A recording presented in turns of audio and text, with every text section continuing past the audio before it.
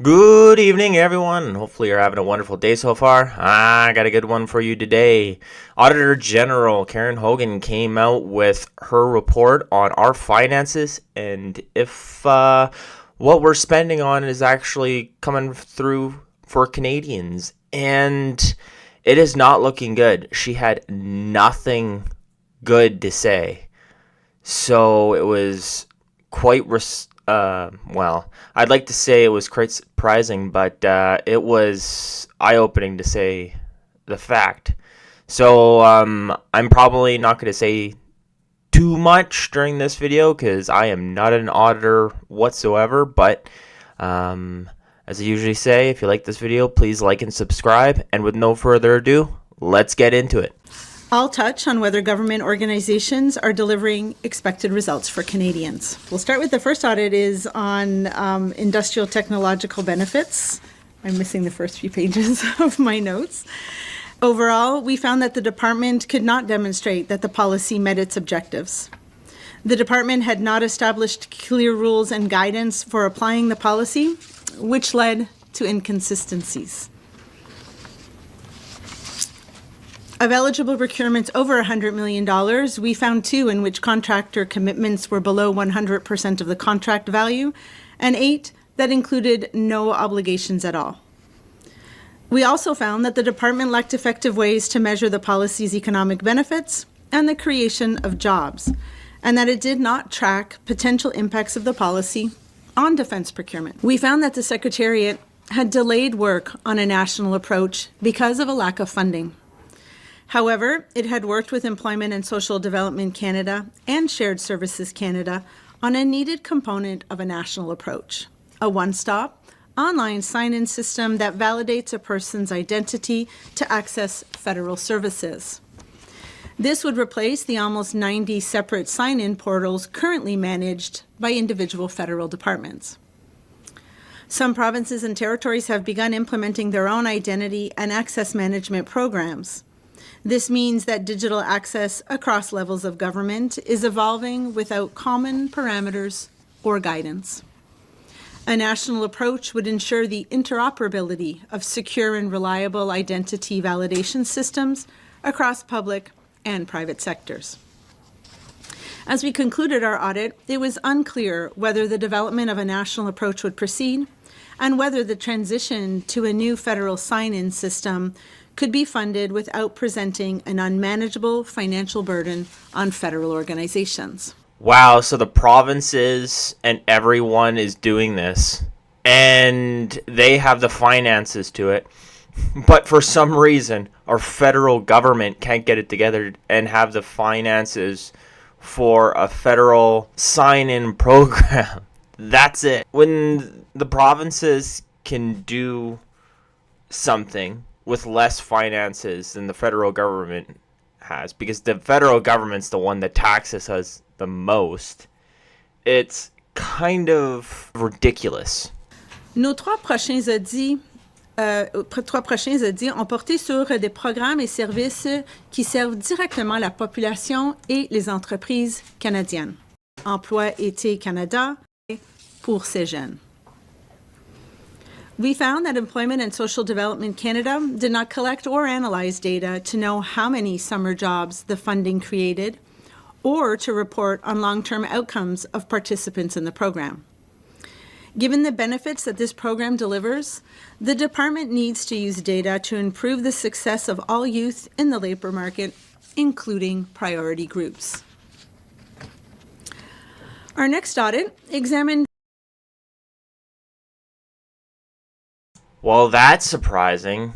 So surprising that they're not tracking where our money is going and who it's going to. I mean, does that not sound familiar? Like what happened during, can't say that word, the Great Cold, when our money went to people who were deceased and went to people who weren't eligible, went to prisoners.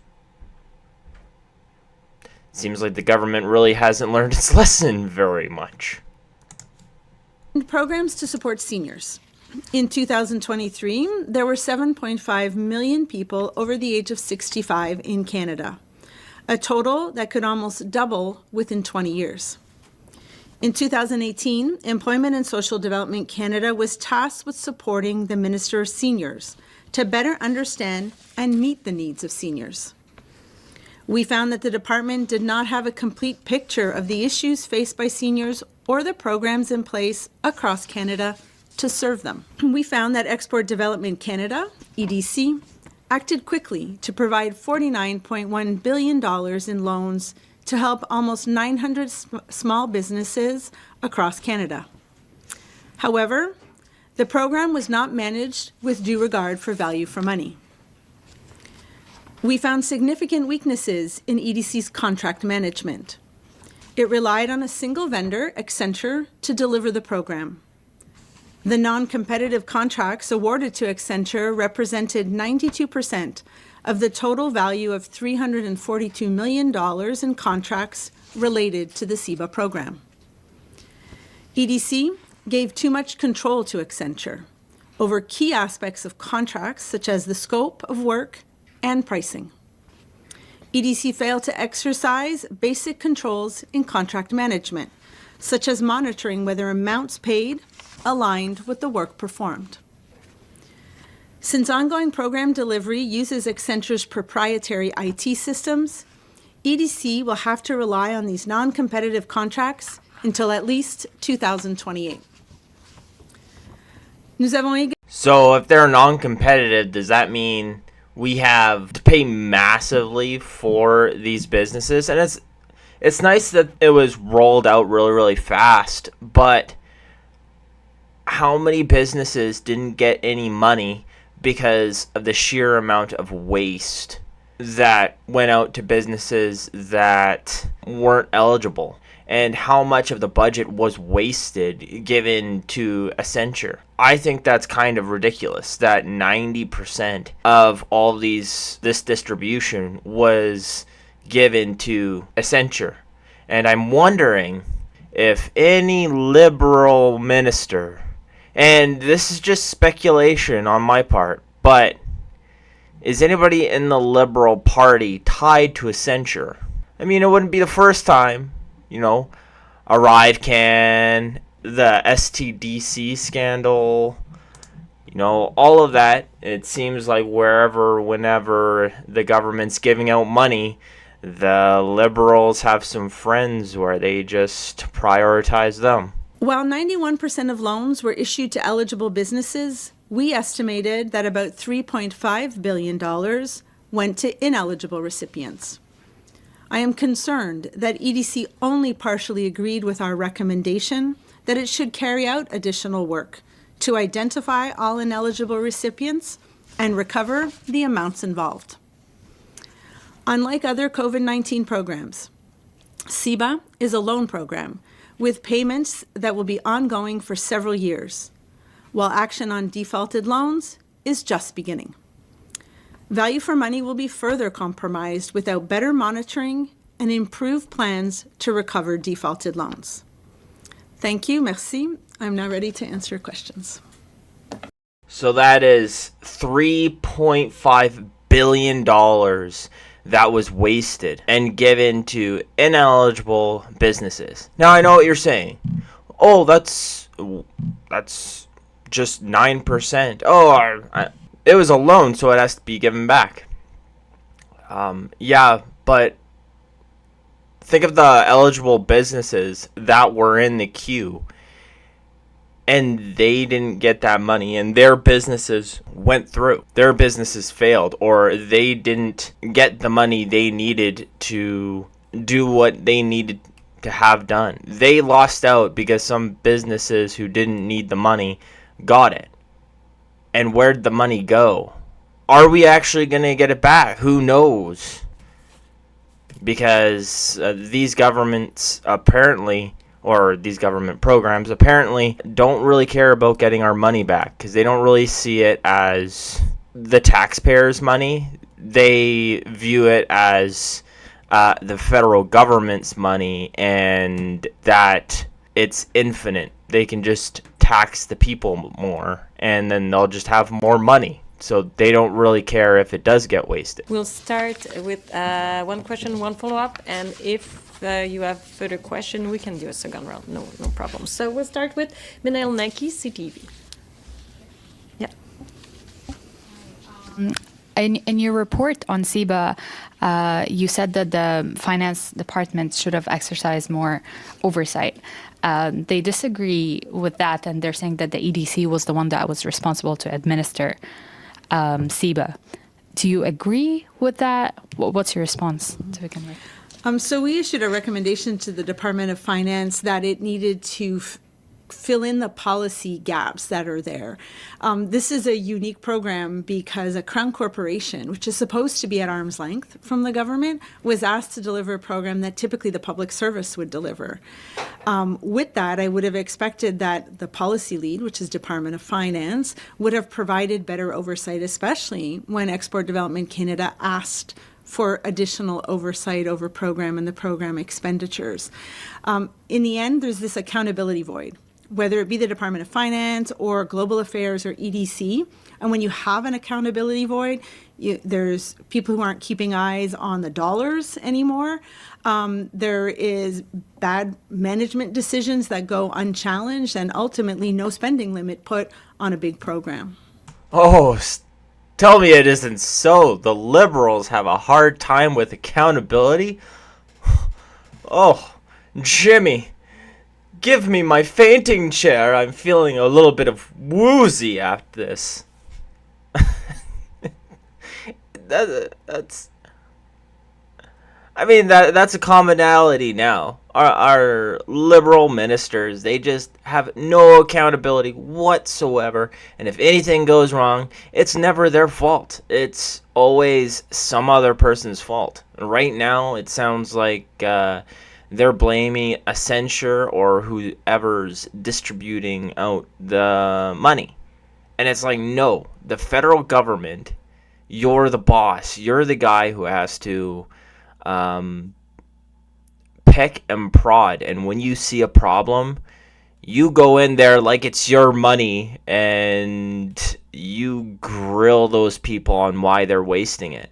You don't wait until the Auditor General goes through the finances and figures out that there's a problem. But that's why this is why we're so in debt. This is why there's so much waste. This is why Pierre Poilievre is saying Canada's broken, because all of our programs have so much waste to them, and it goes to people who don't need it, and our government doesn't care. And I also want to ask, I'm wondering, like, based on your experience, I know that last year or earlier this year, you looked into ArriveCan, for example. I'm wondering if, based on your role here, are you seeing a pattern of mismanagement, or is it really justifiable that the COVID pressure resulted in a series of situations like the CIBA here, for example? Well, I think regardless of the situation, and I've said that before, that the pandemic wasn't a reason to throw rules out the window when we were talking about a previous audit report over here, I would say it made sense at the beginning that a COVID program saw a quick rollout with limited prepayment controls. And then I would have expected the government to adjust along the way, especially a program that is as long as a loan program. This wasn't a temporary subsidy. This wasn't a permanent subsidy. It was a temporary subsidy. Every business knew they were eventually going to have to repay this back. And the government knew that they were either going to have to deal with loan repayments or work on the collection of defaulted loans. So I would have expected better life cycle planning. And that is one of our recommendations, that wasn't done. Again, a policy gap that I would expect Department of Finance should be filling in. But a Crown is supposed to be at arm's length. And so giving them the freedom to run the program still means that the government should have kept their eye on the spending around delivering that program. See, me personally, I think what happened was the federal government rolled this out with Stevanovic, CBC. Thanks for taking our questions. Auditor General Hogan, we received a statement from the Department of Finance about your report on the CEBA loans. I just want to read in part some of it. It says that while you offer some good and useful recommendations, the report fails to properly acknowledge that CEBA was designed and delivered during a global pandemic. I wonder if we can get your reaction to that and whether you think it's acceptable for the federal government to use a national emergency as an excuse for what happened here. So I would expect a basic level of due diligence and monitoring of expenditures, regardless of whether a pandemic exists. I think our report does an excellent job of balancing the positives and then highlighting opportunities for improvement. This program did see $49 billion rolled out to almost 900,000 small businesses very quickly. Most businesses waited less than a month to receive their funding. That's a positive. The negatives are that EDC did not properly manage their contracts. They relied heavily on one vendor to deliver this program, and then the two departments who should have been monitoring it failed in their oversight responsibilities. So I agree that at the beginning, quick rollout, limited prepayment controls make sense, but as the years go on, I would expect that the public service adjusts and goes to competitive contracts and recognizes the need to bring work and information back into the public service, and we are not seeing that with this program. Thank you. And as a follow-up, how do you think the federal government should go about retrieving the $8.5 billion that it's owed, and what should be the consequences for the $3.5 billion that was given out to ineligible businesses? Mm-hmm. So in the $8.5 billion, there are still loans that are what the industry would call performing. Individuals are still making monthly repayments, and really there's a next big milestone on December of 2026 when all of the loans will become due. There are also loans, however, that have either been defaulted or loans that went to ineligible recipients. We saw that Export Development Canada, during the rollout of the program, identified businesses that were ineligible to the tune of about $2 billion. They were informed and they needed to repay by the end of last year. About $1 billion of that is still uncollected. So I would expect that the government will continue to take action to recover those funds. The other $1.5 billion we identified during our audit because there had been no post-payment work on some of the loans.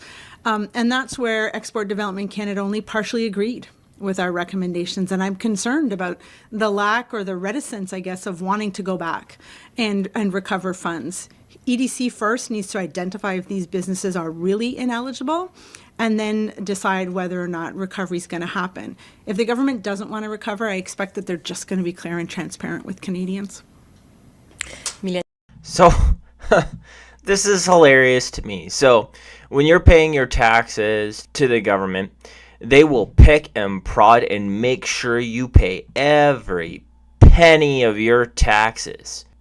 And if you don't pay, you get fined up the hoo-ha. But they lose $1 billion with a B to people who don't deserve it. And they don't even care about it.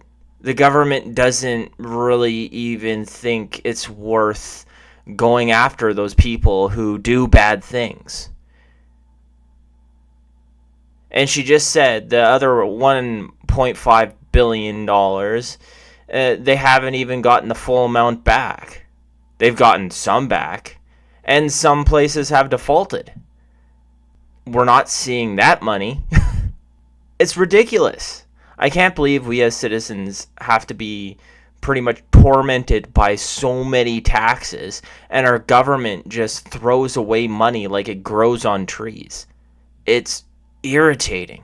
I just wonder how you would recommend the government avoid the situation where it's dealing with a national emergency and it just turns to a single source vendor. How would you recommend that be avoided in the future? Because you can see a situation where that, the government may choose to only pick one vendor because it's the most efficient way of doing things. How would you, ensure or recommend that doesn't happen? So there are exceptions to contracting rules, either in the public service and even at EDC, their own procurement rules that say competition should be the way to go, but there are exceptions. An emergency is such an exception. Or whether there is potentially additional costs if you deviate from a vendor. So while that might have been documented in some cases here, what I would expect to see is to deal with the crisis, you do that. Afterwards, you then start to adjust. When you look at contracts here, some of them were issued in 2024, well after where we were at the start of 2020. So I would have expected that competitive processes would have been in place, or at a minimum, that clauses would have been included in the contracts to make sure that information could flow back to the federal public service or to transition skills and competencies. I said this during ArriveCan, I said it during professional services, and I'll repeat it here, is it's okay to rely on a vendor when you need capacity or skills, but you need to think about how you bring that back into the public service after a period of time. Yeah, and they're still blaming COVID, probably. Dang it, I used that word. And that's 3 years later. She's 100% right. Of course, like during the first 6 months, everything is going to be nuts. You're just going to be like, okay, we're going to deal with the consequences later. Like, boom, boom, boom, boom, boom, get it out. But after everything calms down, which should pretty much be 6 months after you get everything together, maybe I'll give the Liberals a year. Maybe. So during the year of 2021, there should have been competitive contracts. At least then you got a slight foothold, or at least say to Accenture, okay, we're going to take your portion down to like 60%, and then we're going to do 30% or the other 30% of your, and put it to competitive contracts. At least like do that or something. Find a way to save money, because the government should have known during that first initial year that they wasted a lot. And they should have known that there was probably a lot of waste, a lot of money that they couldn't find because everything was in emergency mode. But we didn't do that. And now the government, all they're just saying is like, oh, well, it's not our fault.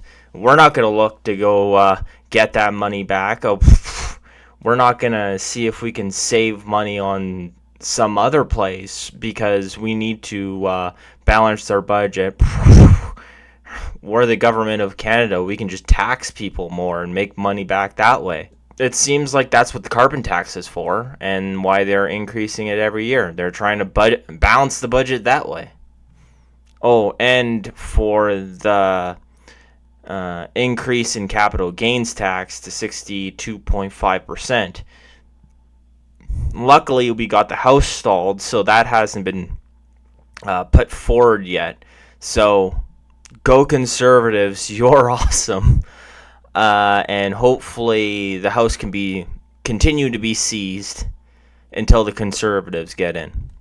And can I just have a follow-up? Yeah, sure. Is this more concerning to you than what you saw with ArriveCan?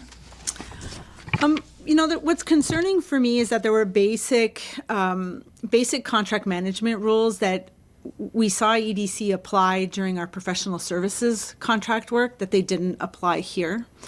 But it's more, in my mind, the lack or hesitation to want to identify ineligible recipients and try and recover those funds. This is similar to the response in 2022 after the wage subsidy program, where the government didn't want to identify ineligible businesses and take measures. And as I said then, and I repeat now, the first step is to know which businesses or individuals are ineligible, and then the next decision is about recovery or not. And that's where the government could be flexible, but they just need to be transparent with Canadians. And you can bet that Canadians are going to be all over the government about that. We're going to be like, no, you find where that money went, and you get that money back. But that's just me. What do you guys think? Leave a message in the comments down below and let me know if you'd like to see that money back or not, or do you think it would take too much work to actually go suss those businesses out? let me know, and if you like this video, please subscribe and give a like. It really helps the channel, and I'm hoping for 500 subscribers by the end of December. That would be awesome. And other than that, have a great day.